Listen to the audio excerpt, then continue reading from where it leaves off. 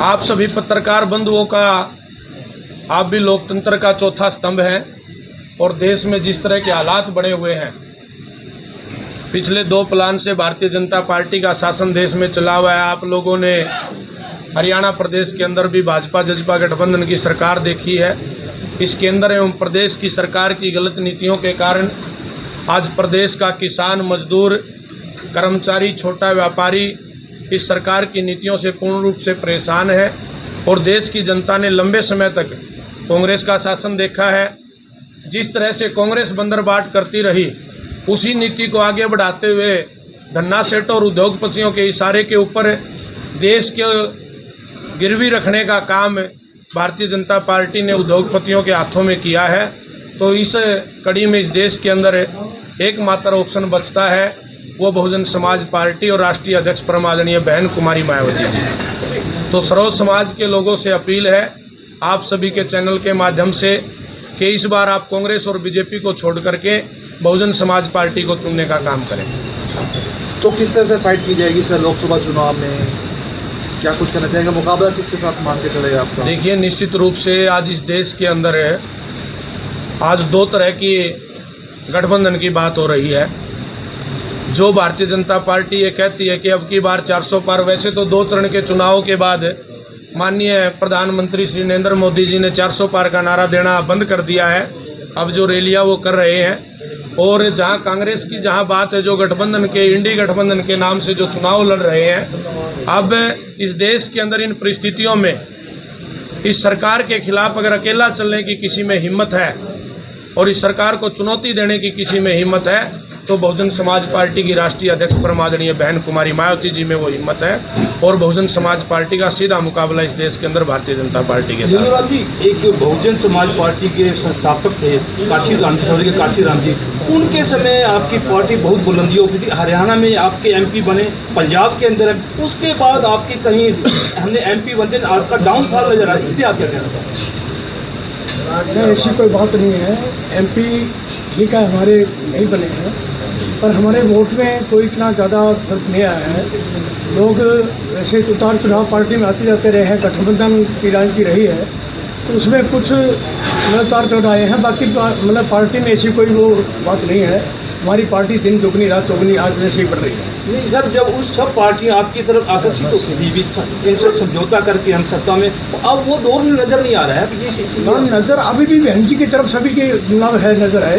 बहन जी को सभी चाहते हैं, पर बहन जी कहती है भी सभी पार्टियां सत्ता में रही है और सत्ता में रह करके इन्होंने काम अगर सही किया होता तो आज ये लोग जड़ में नहीं होते। एक सर, आप चुनाव प्रचार कब से शुरू करोगे? मतलब मुद्दे पे आओ ना, जो काम अब चुनाव प्रचार आप कब से शुरू कर रहे हो? चुनाव प्रचार तो हमारा आज से शुरू ही है जी। हाँ, तो आगे क्या नीति रहेगी आपकी? हमारी नीति अभी आगे जो भी मतलब हमारे हाईकमान के आदेश के अनुसार हमारे प्रदेश अध्यक्ष हमारे बीच में बैठे हैं। और बड़ी रैली भी होगी यहाँ पे?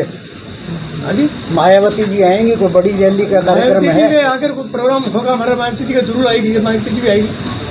राजवीर जी, किस तरह के एजेंडे रहेंगे?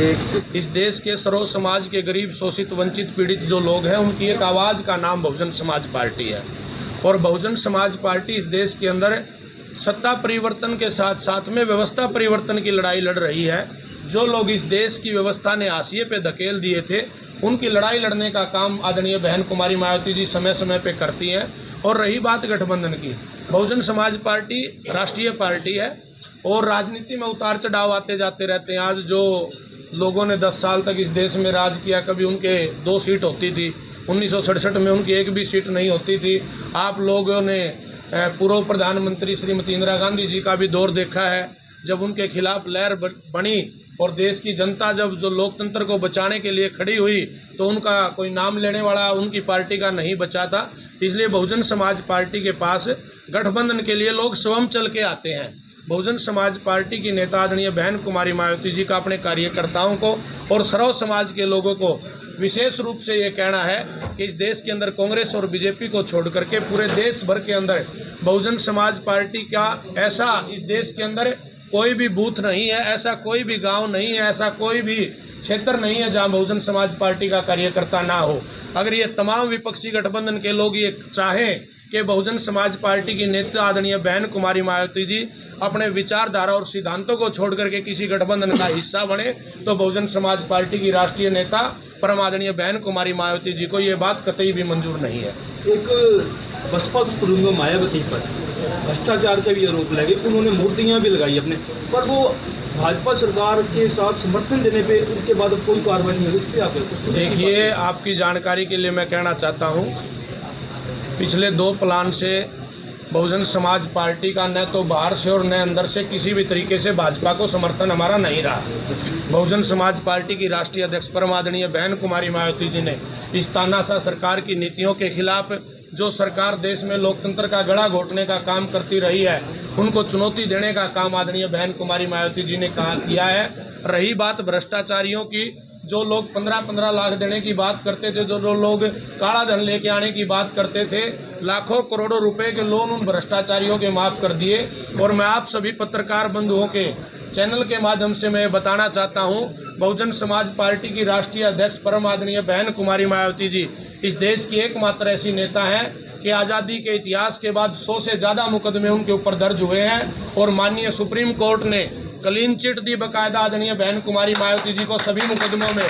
और माननीय सुप्रीम कोर्ट ने यहाँ तक कहा कि आदरणीय बहन कुमारी मायावती जी के बढ़ते हुए राजनीतिक कद को रोकने के लिए सत्ता में बैठे हुए लोगों ने जांच एजेंसियों का दुरुपयोग करके बहन मायावती जी के ऊपर झूठे मुकदमे दर्ज कराने का काम किया था। हरियाणा प्रदेश के अंदर बहुजन समाज पार्टी 10 की 10 लोकसभा सीटों के ऊपर चुनाव लड़ रही है।